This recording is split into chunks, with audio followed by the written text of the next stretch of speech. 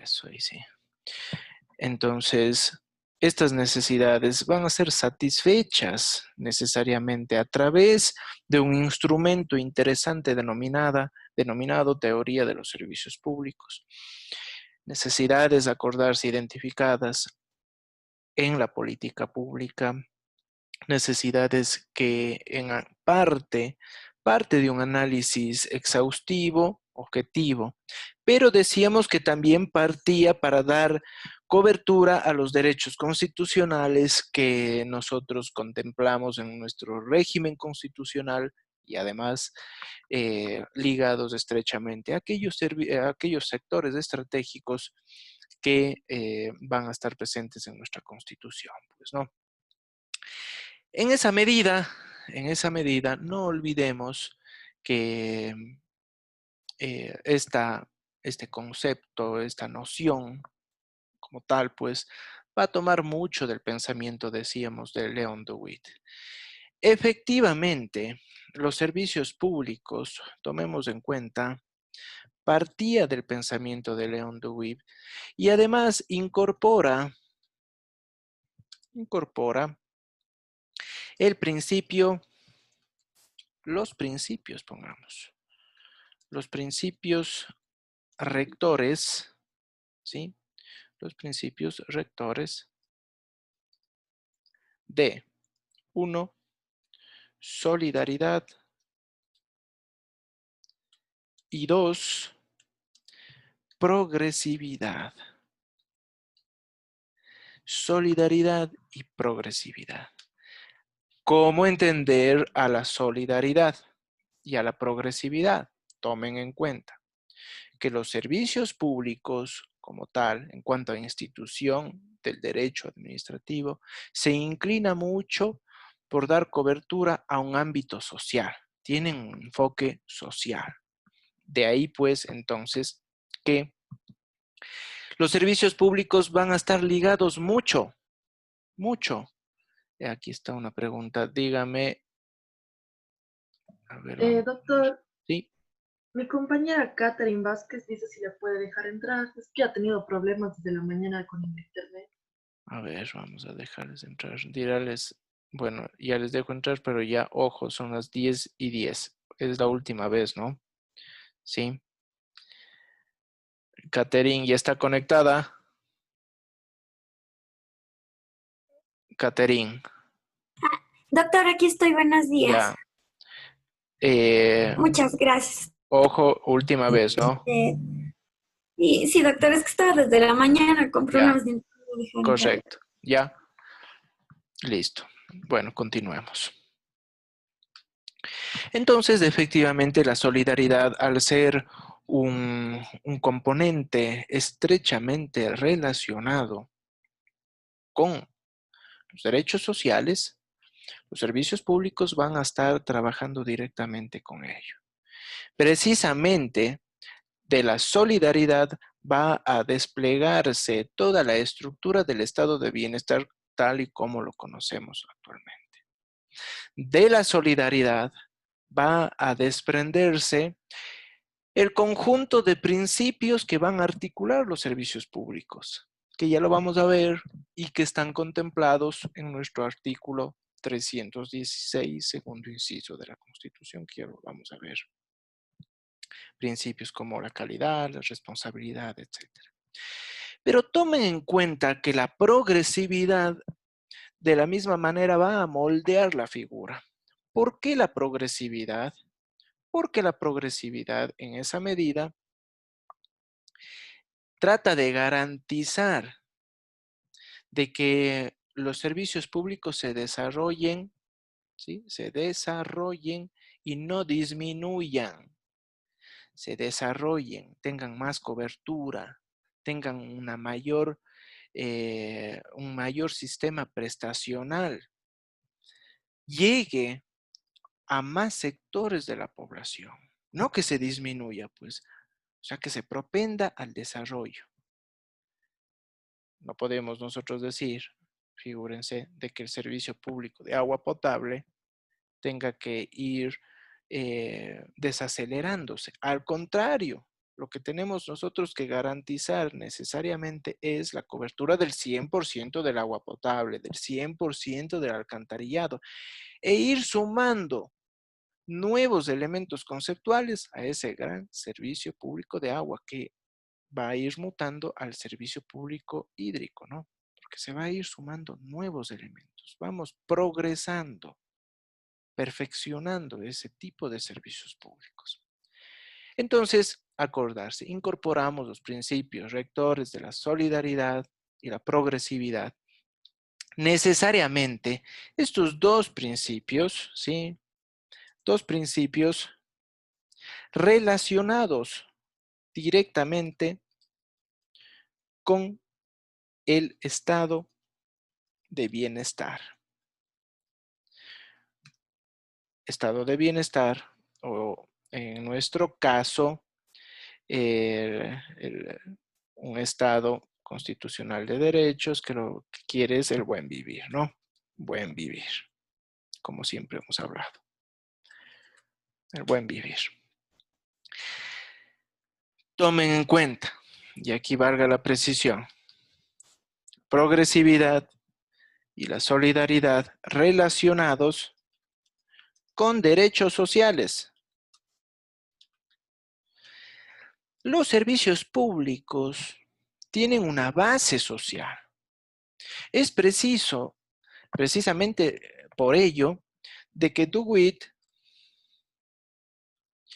incorpora la llamada ética de la solidaridad.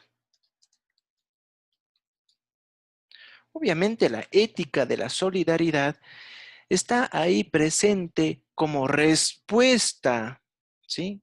Como una respuesta ante la explotación que se pudo dar en la revolución industrial, ¿sí? Entonces, aquí vamos a poner como respuesta a la explotación de la revolución industrial. Tomen en cuenta que en la revolución industrial se puede encontrar un momento histórico para el desarrollo del derecho.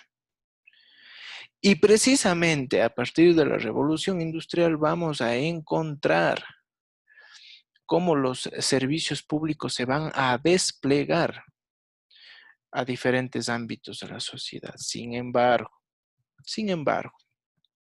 la revolución industrial también trajo consigo la sobreexplotación de los trabajadores. Sobreexplotación que sin lugar a dudas puso al límite al derecho. Y es ahí cuando León Dewitt, con esta ética de la solidaridad basada en los hechos sociales que se estaban dando, plantea los servicios públicos desde un enfoque del derecho social, ¿sí? Desde un enfoque, desde una base del derecho social, precisamente para garantizar la protección de los ciudadanos y de las necesidades de los ciudadanos. Entonces, aquí vamos a ver, como les digo, los servicios públicos parten desde la base del derecho social. De hecho, notarán ustedes que esa perspectiva va a ser duramente cuestionada del derecho social porque va a ser muchas veces incompatible con ciertos modelos de Estado.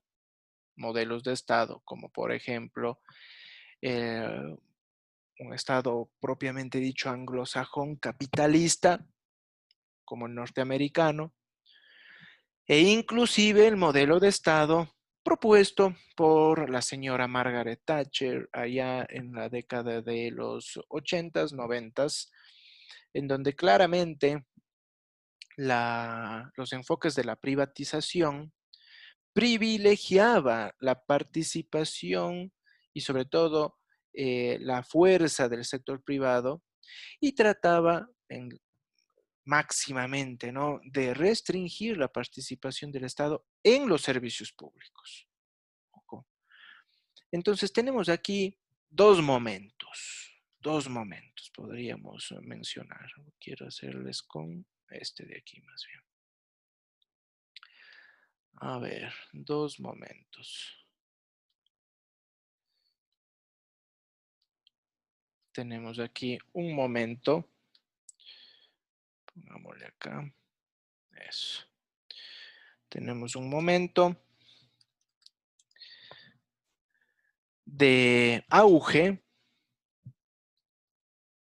de los servicios públicos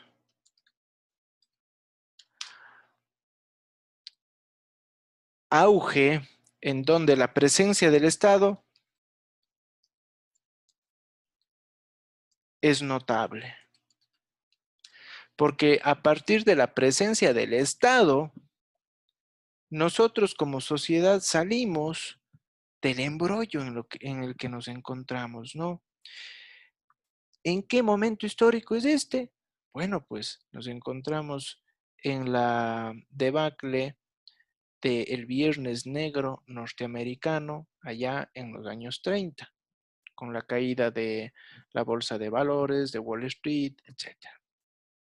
Entonces los norteamericanos se dieron cuenta que a través de los servicios públicos era posible inyectar en la sociedad ingentes cantidades de dinero, sobre todo porque se iba a realizar una ingente obra pública.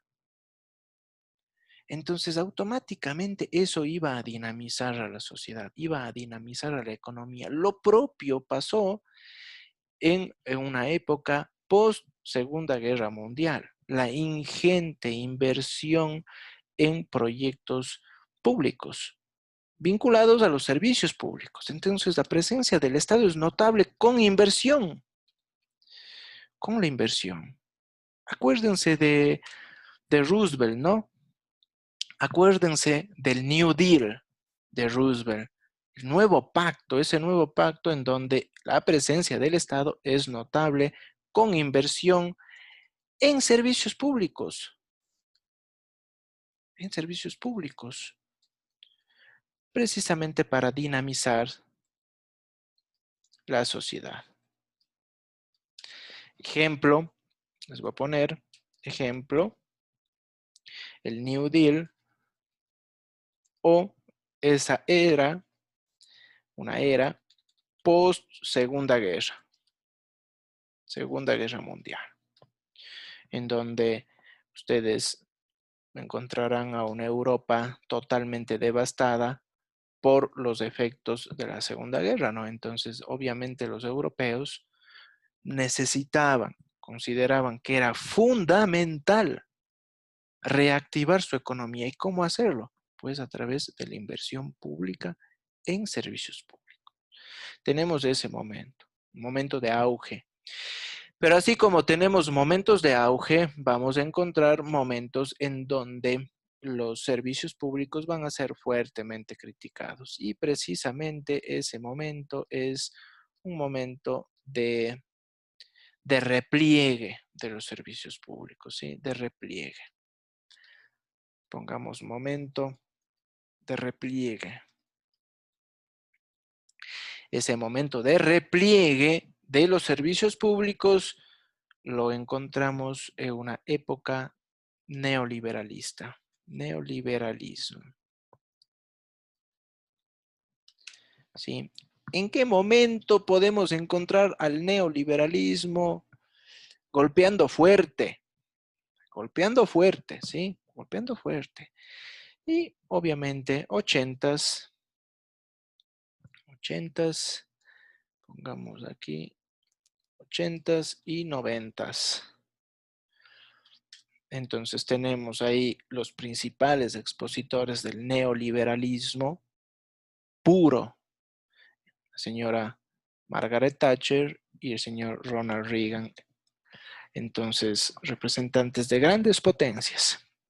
¿Qué significaba este momento de repliegue? ¿A qué conllevó este momento de repliegue? Pues de que los servicios públicos iban a ser atacados drásticamente porque en parte de esta propuesta es lograr el repliegue del Estado. ¿En dónde? En la vida, en toda la vida económica. Por lo tanto,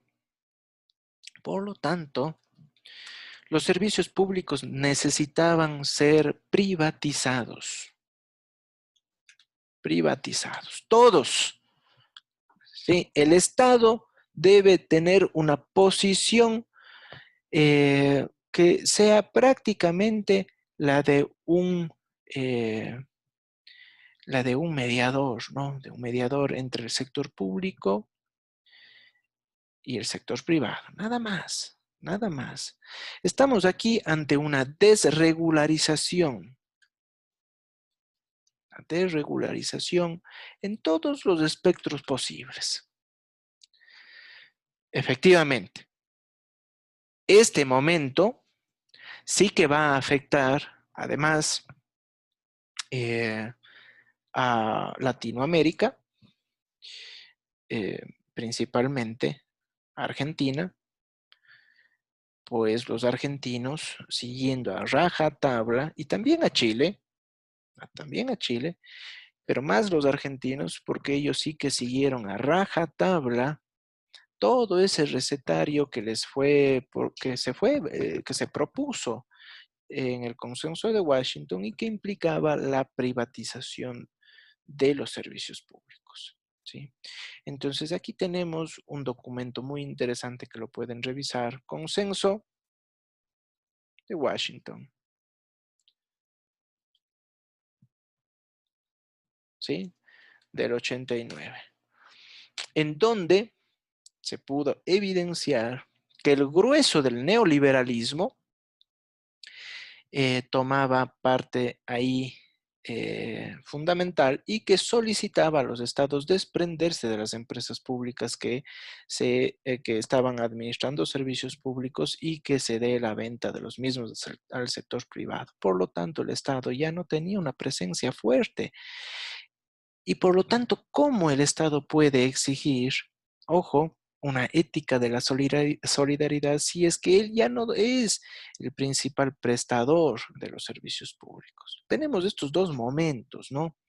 Momentos claramente evidenciados en donde eh, tenemos ahí un momento de expansión y un momento de repliegue. ¿Qué pasa ahora? Pues nosotros nos encontramos en un momento, ¿sí? Vamos a poner, nos encontramos en un momento de redescubrimiento de los servicios públicos. Ahí nos encontramos. Un redescubrimiento de los servicios públicos, sobre todo porque vimos que es importante de que el Estado nuevamente asuma un rol de prestación de servicios públicos, pero de servicios públicos vitales, el Estado. Entonces, el Estado debe asumir su rol de prestador, ojo, de prestador, pero de servicios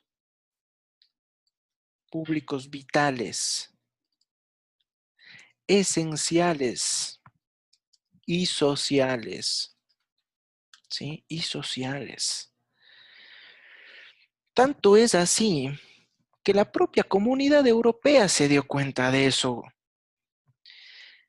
Y ahora con los efectos del COVID se ha dado cuenta más todavía de que el Estado debe ser un agente fundamental para la prestación de servicios públicos vitales, como la salud, por ejemplo. Ejemplo, la salud. Para no caer en el monopolio, ¿sí?, de los prestadores de salud que nos imponen los precios. Y ahí sí no hay ética de la solidaridad. ¿Ustedes piensan que hay ética de la solidaridad muchas veces cuando nos imponen precios exorbitantes por servicios médicos? Pues no. ¿Impera qué? Una ética del negocio nada más. El Estado obviamente, su enfoque no es pues de negocio, sino tiene un enfoque social basado en qué? En el desarrollo del derecho a la salud, en el desarrollo del derecho a la vida. Y por lo tanto, la prestación de este tipo de servicios son vitales, son esenciales y su fortalecimiento es clave. Por lo tanto, los servicios públicos de este tipo y la idea conceptual de los servicios públicos tiene que ser redescubierta como ha pasado. Precisamente, tal vez ese sea uno de los puntos positivos que ha tenido la Constitución del 2008, pues, ¿no? Eh, Bajo ese contexto, tomen en cuenta que nosotros sí que vamos a tomar mucho el enfoque de León de Witt. Precisamente, este enfoque de Witt nos va a guiar, ¿sí? Nos va a guiar eh, porque en alguna medida va a garantizar un nuevo enfoque de los servicios públicos, ¿sí? Un nuevo enfoque de los servicios públicos. Bajo este contexto,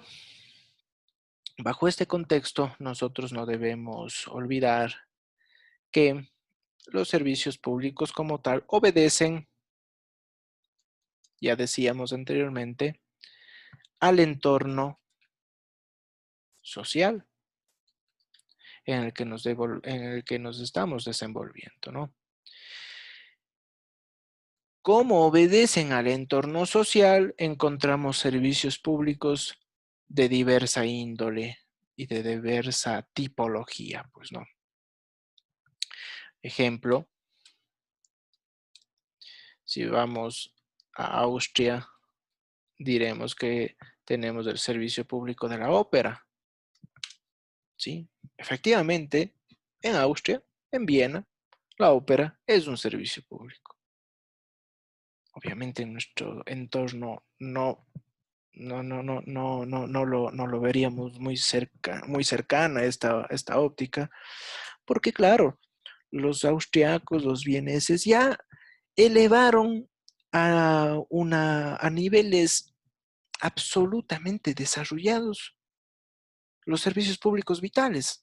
Entonces ellos ya centran su atención en otras necesidades, como la ópera, vean ustedes. Pero nosotros, como todavía no hemos desarrollado nuestros propios servicios públicos vitales, no podríamos pensar nunca en la ópera, ¿no? Entonces nos enfocamos en los servicios públicos vitales que están ampliamente cuestionados ahora, ¿no? Existe entonces, efectivamente, una reformulación del concepto de Estado. Los servicios públicos reformula el concepto de Estado. Esa reformulación sí que a nosotros nos va a significar que adoptemos un régimen jurídico de derecho público en clara expansión.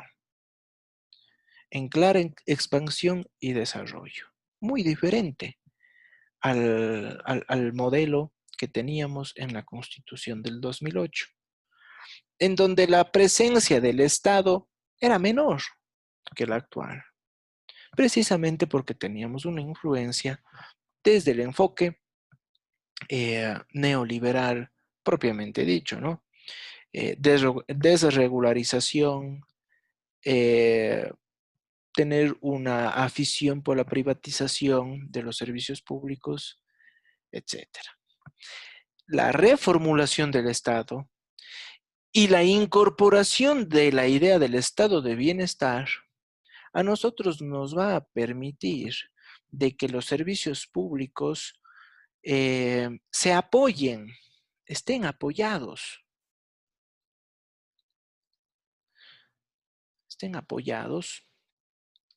por diversos mecanismos de protección. Pongamos aquí, se encuentren. A ver. se encuentren apoyados por mecanismos de protección.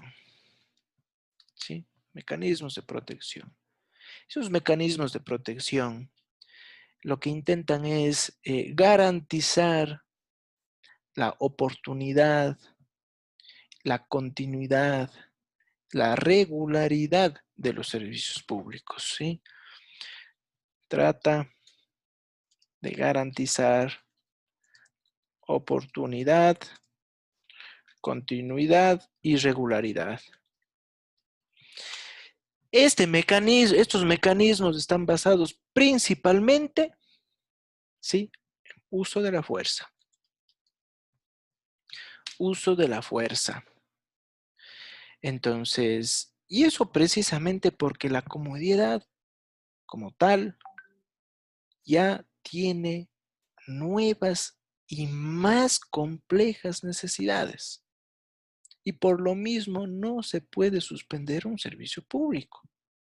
Entonces el uso de la fuerza es fundamental para garantizar el bienestar colectivo, ¿sí? Esa es la clave, para garantizar el bienestar colectivo. Es inconcebible, vean ustedes, que en una manifestación, ¿sí?, se bloqueen las vías. Eso es algo ya de locos, ¿no? De locos. Y que no dejen pasar una ambulancia. Eso es ya más de locos. Entonces el uso de la fuerza en esos escenarios está permitido. Precisamente porque tratamos nosotros de garantizar y precautelar otro tipo de derechos que están en riesgo ahí. Porque la ambulancia está o llevando a un enfermo o tratando de acceder a un lugar en donde se encuentra el enfermo, ¿no?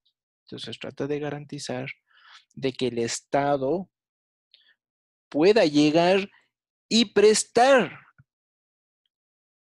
el servicio público de salud. Está garantizando el acceso oportuno. Pero ¿y qué pasa si no llega porque está bloqueada la vía, porque los manifestantes se han tomado la vía? ¿Qué puede hacer el Estado ahí?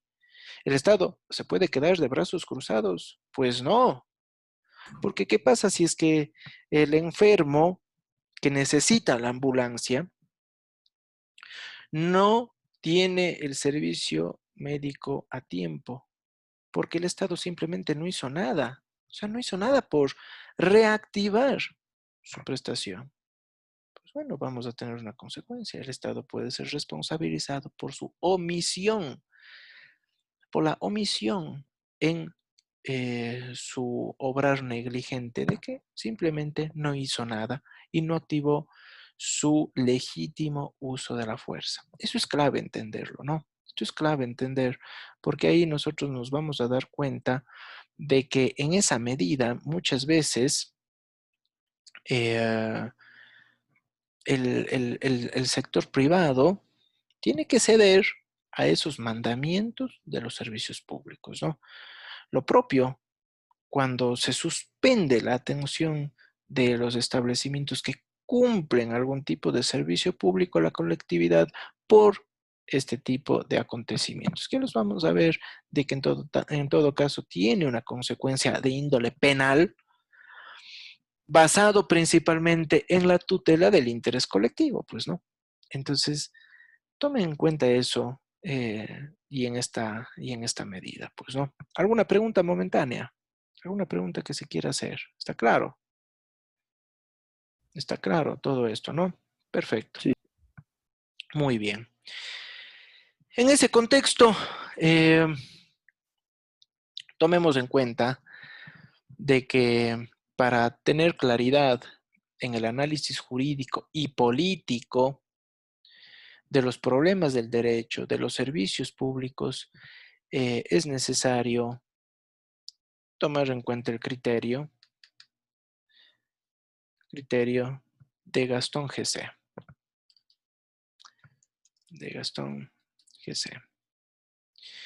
Y que efectivamente, siguiendo los postulados de León Dewitt, va a considerar que los servicios públicos efectivamente es la columna vertebral de cualquier construcción jurídica que se realice en el marco de un estado de bienestar. Ojo, es una columna vertebral. Los servicios públicos es una columna vertebral de las construcciones jurídicas. Y efectivamente, esa columna vertebral, espérense, les corrijo esto,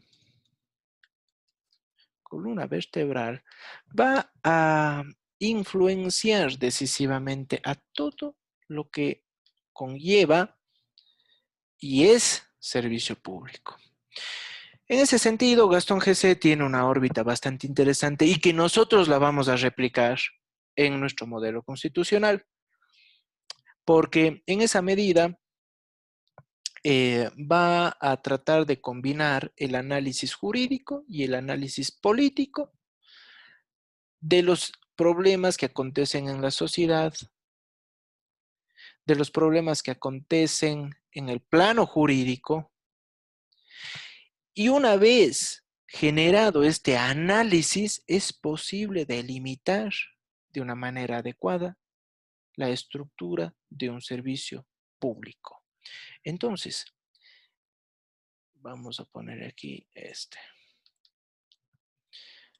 vamos a ponerle combina análisis jurídico y político de la problemática social. Entonces, esa combinación es muy interesante, es clave, ¿no? Es muy interesante, porque a raíz de este tipo de análisis como tal, podemos destacar de que nos va a decir cuándo se presenta un servicio público. Esa es la gran pregunta de Gastón GC. ¿Cuándo se presenta un servicio público? Y esa pregunta la resuelve diciendo, muy bien, un servicio público se va a presentar cuando tenemos tres factores ahí, tres factores. Porque podemos decir de que estamos ante la presencia de un servicio público cuando tiene un fin, ¿sí? Un fin claro y además tiene un medio que se persigue. Entonces, ojo, el fin y el medio que se persigue es claro establecer. ¿Qué queremos nosotros dar solución? Entonces, queremos dar cobertura desde una posición finalista, satisfacer un derecho de salud claramente venido a menos por la poca atención médica que se da, por la carencia de un sistema público de salud paupérrimo y de poca inversión. Muy bien, entonces, de acuerdo. Estamos cubiertos al menos con uno. Pero dos, es necesario delimitar además los medios jurídicos para alcanzar el fin. Entonces, vean ustedes cuál es el medio jurídico para alcanzar el fin de la satisfacción de una necesidad basada en la problemática médica. Pues es bastante lógico, ¿no? Reformar el sistema integral de atención médica, pues. Incorporar la atención primaria como parte integral y sobre todo urgente de los servicios públicos médicos para garantizar la prevención, pues. De lo contrario, si estamos en un entorno que destaca la especialidad, si dejamos de lado la prevención y ahí tenemos problemas palpables y evidentes en lo que estamos viendo con el COVID. Y al final tenemos el balance final. Entonces, en esa medida, los servicios públicos se van a presentar cuando nosotros hacemos esta lectura integral, ¿sí? Una lectura integral que destaca estos tres ejes. Estos ejes, acordarse, son fundamentales, son muy, muy importantes, porque de lo contrario, nosotros podemos hacer una lectura equivocada, errónea, de cómo entender un servicio público propiamente dicho, ¿sí? Ahora bien, ¿alguna pregunta? ¿Está claro ahí este cuadrito?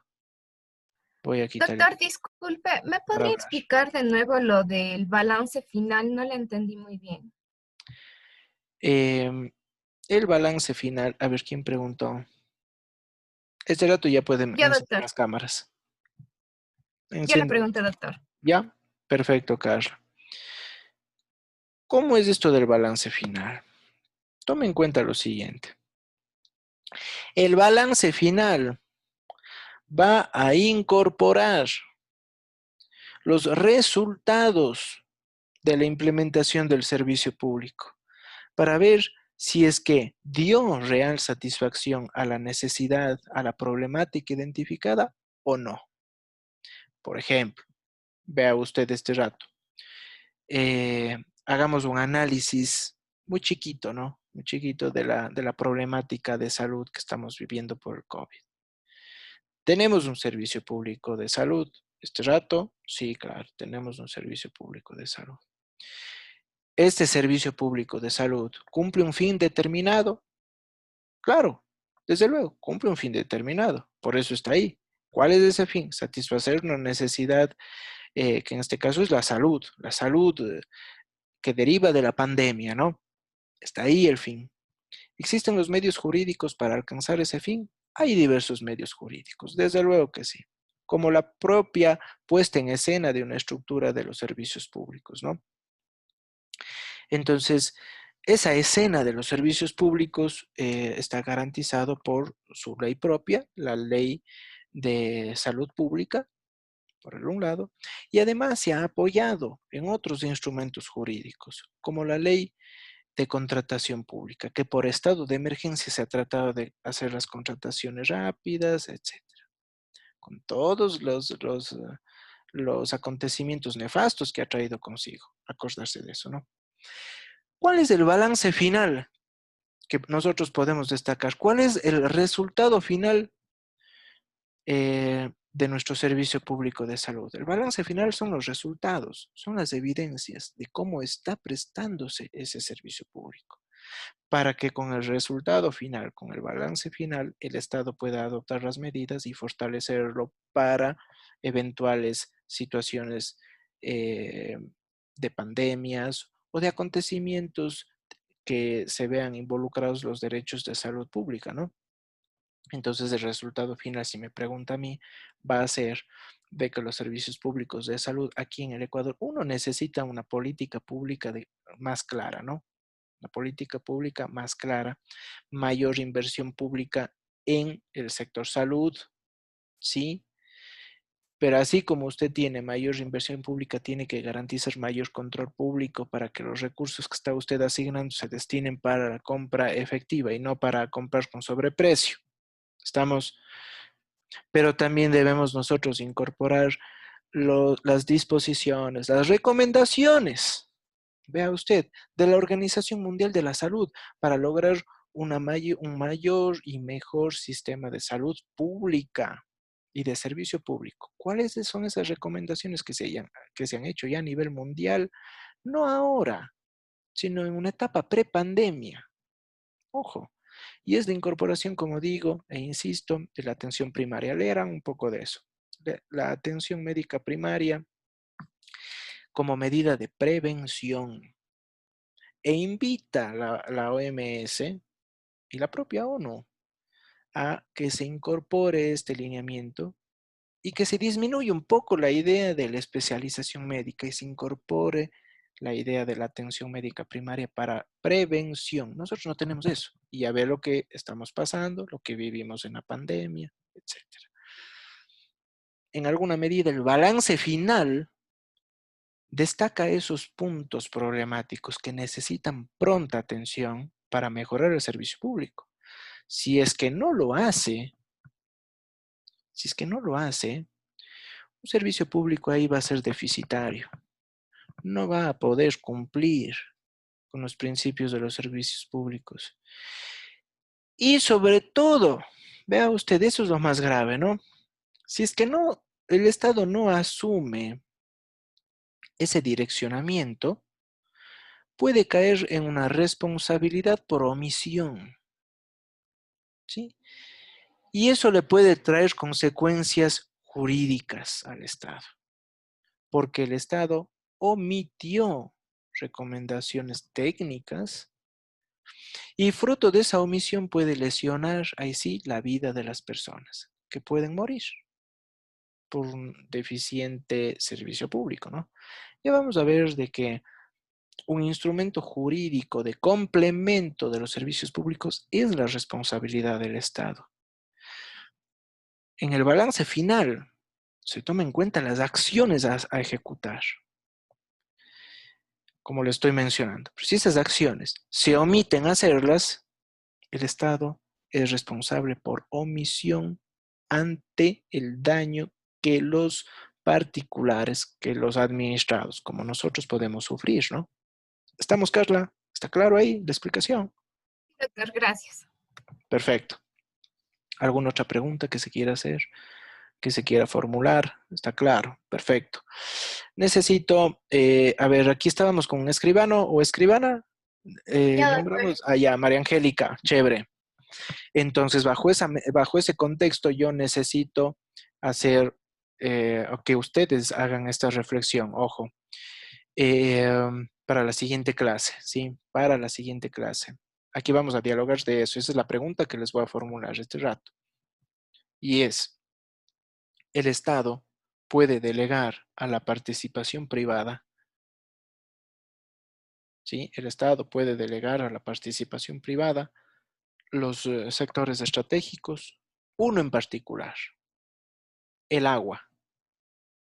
¿Puede delegar la prestación de un servicio público y un sector estratégico como el agua a la participación privada? Quiero su reflexión. Reflexión argumentada, ojo, argumentada, jurídicamente hablando, ¿no? Argumentada. ¿Estamos? Nosotros no hemos escogido, además, las horas sincrónicas y asincrónicas, ¿no? Entonces, vamos a escogerlas ahorita mismo, de una vez. A ver, nosotros tenemos clase los días martes, 1 hora, ¿no? Luego, martes es 1 hora, ¿no? Sí, ¿no? Ya. Luego Sí, tenemos... martes 1 hora, el mi- miércoles 2 horas y el viernes 2 horas también. Perfecto.